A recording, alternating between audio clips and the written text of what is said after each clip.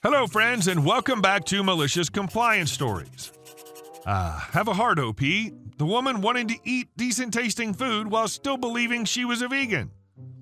I always laugh at people who don't know what food fits with their restrictions. But before we begin, best way to support our channel is to leave comments, like, and subscribe with the turned-on bell so you don't miss the new video every single day. Even when you give Karen what she wants, she's still unhappy. So first of all, I need to say that in my native language, vegan and vegetarian sounds very similar, important for the story.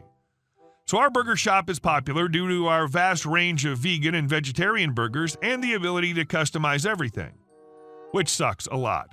We get all sorts of ignorant wannabe vegans and I want it gluten-free, but also a big pack of chili fries types of people, but this lady takes the prize. So it's a late night and we're only about 5 people working in total, but there isn't too many customers, so it's not too bad. I'm handling the kitchen solo, and we got our rookie handling registers. He makes a few mistakes here and there, but is handling himself pretty good. Until Karen arrives. Now, I don't hear her order, but after a minute or so, her order comes up on my screen. 1 halloumi burger, no biggie, I make the burger, and he serves her quickly, and everything seemed fine. Until she returned. I don't have a line of sight of the registers, but I can hear her screaming at the poor rookie, so I get over there quickly so he doesn't get left alone with an angry Karen. Me. What seems to be the issue? Okay, I ordered a vegan halloumi burger. But look here, it has mayo on it. Now, if you don't know, halloumi is a type of cheese. Me. Oh, I'm terribly sorry, rookie must have misheard you. But unfortunately, we cannot make the halloumi burger vegan since halloumi is... Cuts me off. Okay, I don't care. I've had it before and I want a vegan halloumi burger. Just remove everything that isn't vegan, you idiots. Now, I don't take kindly to being treated this way, and usually I would have just thrown her out, but I saw an opportunity here. Me. Sure thing, ma'am, I'll make it right away. But what she obviously didn't know is 1, halloumi isn't vegan, and 2, the bread we use for it is brioche, which contains butter. So I grabbed the paper wrap for the halloumi burger, put some lettuce, onion, and tomatoes in there, and wrapped it up. I put on my best fake smile and gave her the obviously not burger-shaped burger to her and said, "Here you go, ma'am, 1 completely vegan halloumi burger." The look on her face when she unwrapped that mess of assorted vegetables will give me joy for many years. And of course she started screaming again.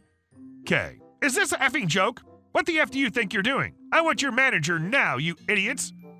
And like a summoned genie, my manager came over from the drive area to see what the commotion was about. Okay. This idiot can't make a effing vegan halloumi burger and tries to give me this crap instead? I want my effing money back, and I'm going to report you all to corporate. Manager, cool as a cucumber. Well, lady, this seems to be correct, because last time I checked, halloumi was a cheese and our bread contains butter.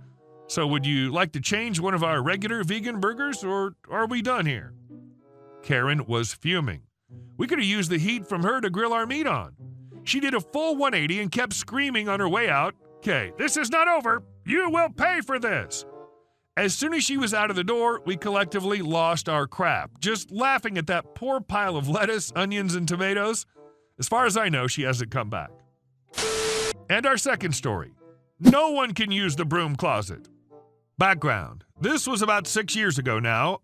At the end of high school and for a couple years afterwards, I worked at a higher-end grocery store chain in the Midwest. I'd worked my way up to the service desk position where we sold cigarettes, lotto tickets, high theft risk items like baby formula, and settled coupon disputes and refunds. Quite frankly, I love my job. All the coworkers got together great, but we had this terrifying HR manager who's the Karen of this story. She sported the classic Karen haircut, very intimidating presence, had a very forced cheeriness, and I believe she was a raging alcoholic, but that's neither here nor there. She basically was the only storm cloud at this job. Behind every service desk, we had a broom/storage closet. Karen was truly a force to be reckoned with, and everyone feared being in her line of fire. She would nitpick employees on anything she could. Myself and the other service desk employees had taken to using the broom closet to store personal belongings as it was safer than the break room. Things went missing sometimes. Kids are dumb. When Karen discovered we were storing our bags and lunches there, she made a point to pull us all aside and inform us that this closet was not, under any circumstances, to be used as personal lockers, as we have those in the break room, and the stuff is in the way and slows productivity, blah, blah, blah. Whatever, I'll keep my valuables on me. We agreed to not store our things in the closet anymore for fear of being written up.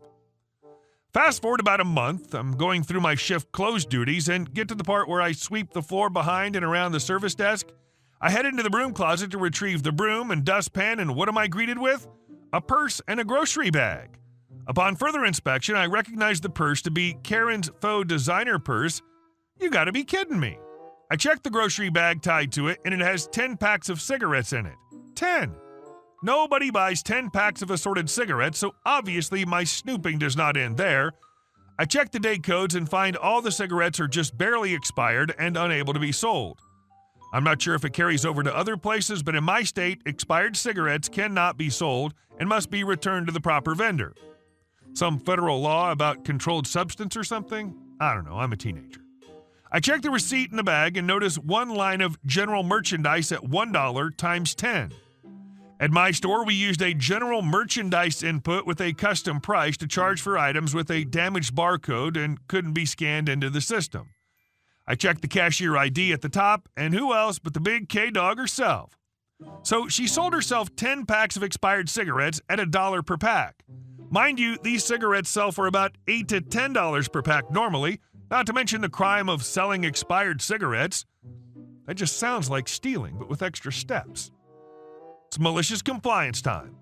So I put everything back the way it was and start sweeping while fuming the entire time, trying to figure out what I'm going to do about this, when my saving grace descends from the heavens. The sweet little front-end manager, who's basically a mom to all the cashiers, strolls over to have a chat and ask how my shift was going. I decide it's now or never.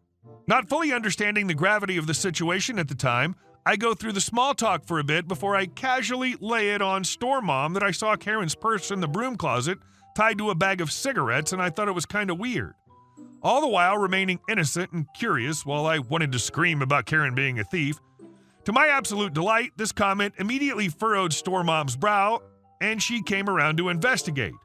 She opened the bag of smokes, and her eyes went wide when she realized what I had realized only minutes before her.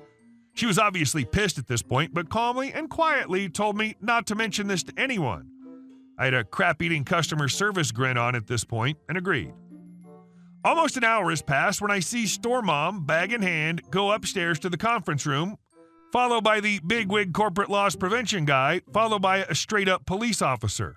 Oh my God. At this point, I'm sweating bullets. For Karen.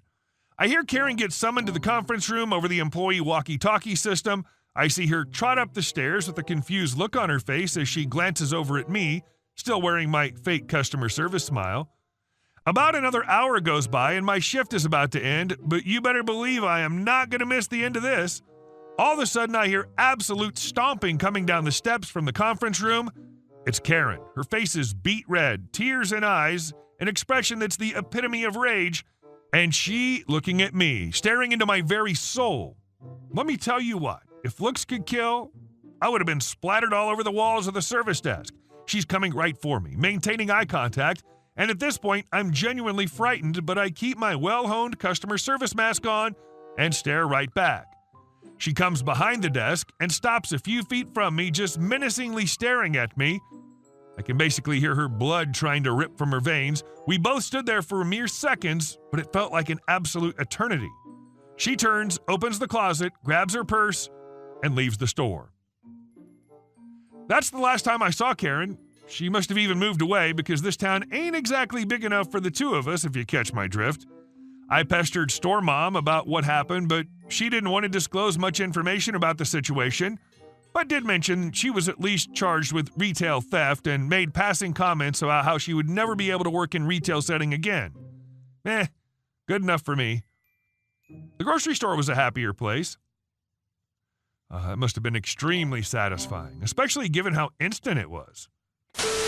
And our last story. New neighbor is trying to claim that more than half of our backyard is theirs. My grandma's owned her house for over 23 years now. There was a fence already there when she purchased it, and she was told her yard goes from the end of her driveway to the edge of her fence and a foot out from there. There's been an empty lot next door that's been ladled with multiple drug addicts and homeless people the whole time she's been there. It's caused nothing but issues, but she did help maintain part of the land and mow it. Apparently, the original lot owner died and a family member of his inherited it. This person's now trying to do a quick sale of the lot while the prices are up in Florida. He got a survey done and is now claiming that part of our fence, lanai, and pool is his. A representative from his title company came over to our house with him and did a hugely unprofessional confrontation where they threatened to bulldoze down part of our fence and lanai to build their new house on. It's a lot of stress for elderly people in their 70s to be going through. They're going to an attorney today. These people are getting very aggressive, coming over and yelling and cussing at my family and threatening them. I'm scared they'll try to do something to the house when no one's home. Edit. First of all, my grandmother hired an attorney. This lawyer specializes in real estate law. He said he knows how to navigate local rules and local politics. After the case went to court, we already had all the necessary documents to prove that the part of the yard that the neighbor claims is ours, the neighbor also had to pay for our legal expenses. Hey guys, thank you all for watching the video. I'll see you in the next one.